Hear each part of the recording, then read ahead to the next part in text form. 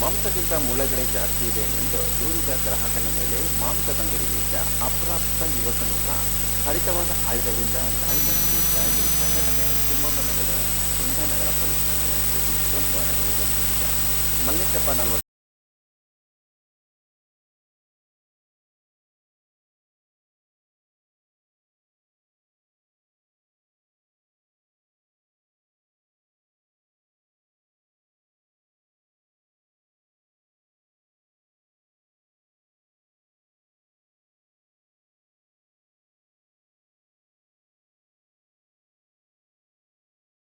ಅಂಗಡಿಯಲ್ಲಿದ್ದ ಅಪ್ರಾಪ್ತನಿಂದ ಮಾಂಸ ಖರೀದಿಸಿದ್ದರು.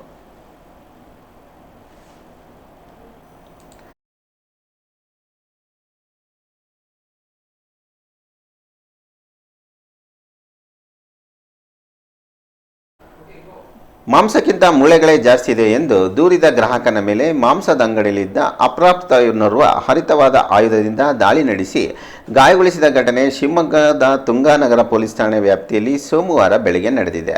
ಮಲ್ಲೇಶಪ್ಪ 45 ವರ್ಷ ಗಾಯಗೊಂಡ ಗ್ರಾಹಕ ಎಂದು ಗುರುತಿಸಲಾಗಿದೆ. ಇವರನ್ನು ಸರ್ಕಾರಿ ಮೆಗನ್ ಆಸ್ಪತ್ರೆಗೆ ದಾಖಲಿಸಲಾಗಿದೆ. ಘಟನೆಗೆ ಸಂಬಂಧಿಸಿದಂತೆ ಆರೋಪಿತ ಅಪ್ರಾಪ್ತನನ್ನು ಪೊಲೀಸರು ವಶಕ್ಕೆ ಪಡೆದಿದ್ದಾರೆ. ಮಾಂಸದ ಅಂಗಡಿಗೆ ಆಗಮಿಸಿದ ಗ್ರಾಹಕ ಮಲ್ಲೇಶಪ್ಪ ಅವರು ಅಂಗಡಿಯಲ್ಲಿದ್ದ ಅಪ್ರಾಪ್ತನಿಂದ ಮಾಂಸ ಖರೀದಿಸಿದ್ದರು. ಪ್ಯಾಕ್ ಮಾಡಿಕೊಟ್ಟ ಮಾಂಸದಲ್ಲಿ ಮೂಳೆಗಳೇ ಹೆಚ್ಚಿರುವುದು ಕಂಡುಬಂದಿದೆ. ಈ ಬಗ್ಗೆ ಗ್ರಾಹಕನು ಆರೋಪಿಯ ತಂದೆಯ ಮೊಬೈಲ್ ಫೋನ್ಗೆ ಕರೆ ಮಾಡಿ ದೂರಿದ್ದರು. ಇದರಿಂದ ಆಕ್ರೋಶಗೊಂಡ ಆರೋಪಿಯು ಅಂಗಡಿಯಲ್ಲಿದ್ದ ಹರಿತವಾದ ಆಯುಧದಿಂದ ಗ್ರಾಹಕನ ಮೇಲೆ ದಾಳಿ ನಡೆಸಿದ್ದಾನೆ.